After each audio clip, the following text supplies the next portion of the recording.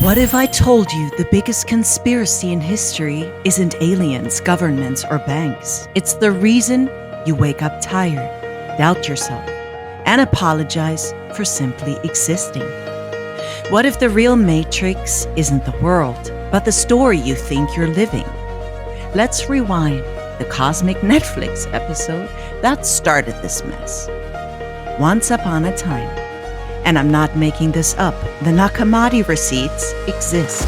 Sophia, the divine intelligence of wisdom, decided to create something without her cosmic co-pilot. Imagine hitting send on a message without checking autocorrect, except the typo turned into a whole-ass universe. That ripple birthed a being who couldn't see the source above him, the demiurge. A cosmic NPC with main character syndrome. He basically declared, "I am God," while the actual gods facepalmed. He built a reality he could understand, dense, slow, and slightly depressing. Then he hired an HR department, the Archons, emotion feeding, identity hijacking, frequency parasite programs, not powerful, just persistent, like pop-up ads for trauma. Their job? To keep humans oscillating between "I'm not enough," "I'm too much," and "why is life like this?" Because that emotional chaos is lunch.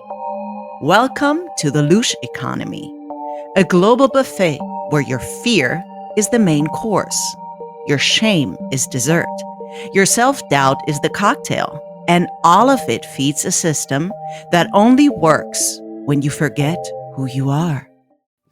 And guess what? They modernized the operation.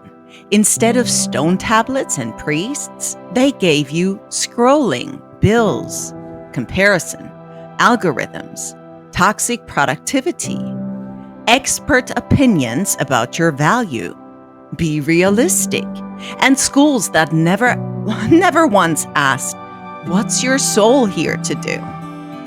Everything designed to keep you emotionally scrambled enough that you don't notice your inner light leaking out like an unsealed battery. And this is why the Nakamati texts got ghosted harder than a spiritual situationship, because they made it painfully obvious that you're not created by the demiurge. You're not meant to be a confused consumer. You're not here to be emotionally milked. You're not the role you're playing. You're a literal fragment of Sophia's divine spark, the part she dropped into density to fix the glitch. Now breathe.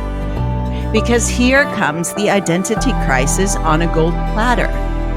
If you strip away all the labels, your name, job, trauma, opinions, political side quests, religious scripts, fears, projections, and coping mechanisms, who exactly is left? If the version of you you've been protecting was built inside a glitchy simulation created by a blind architect, is it even you? And here's the twist that collapses the whole 3D illusion.